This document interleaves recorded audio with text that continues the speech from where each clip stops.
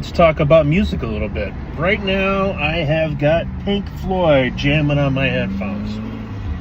So, we need to talk a little bit, actually a lot bit, about music.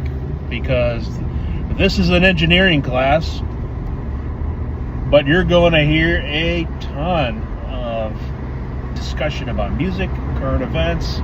I personally love hip-hop and R&B and rock and roll. My first two tapes, that gives you an idea how old I am, were Metallica and Justice for All and Belle Biv DeVoe, Poison. So that probably dictates or describes my musical taste more than anything, because that pretty much is exactly what I listen to now. Well, new versions of it, but always been kind of like had a dichotomy there.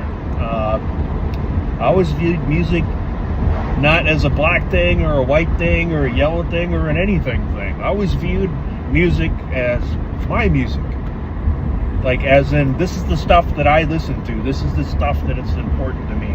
So, and since I've gotten Belle Biv DeVoe and Metallica back in the day, that's all I've really been into. So, when I was younger, I was playing football a lot, so that means I had to get pumped up all the time. So that meant I had a little bit more heavy metal in there than back in the day. I'd say these days I'm probably 60-40 in favor of R&B versus heavy metal.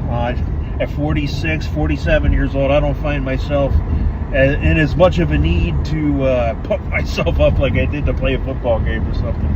Usually I'm looking for the opposite these days, just to calm myself down. So turns out bass line and R&B does that well for me. So here's something like the bass line running in something like Sugar Hill Gang, Rapper's Delight. That's kind of a classic one. John Deacon's good at this at Queen, but they play all kinds of different music. But a running bass line, that's what I'm after. You know, why I love R&B. I play the bass guitar, so this is not a coincidence. I really got into R&B in a big way when I started hearing some badass bass lines, like in, let's see here, Temptations, Papa Was a Rolling Stone. I'm very close to being able to play the bass line on that one, but if you ever heard it, that song's like 12 minutes long, so it's pretty wild. Temptations, top 5 for sure.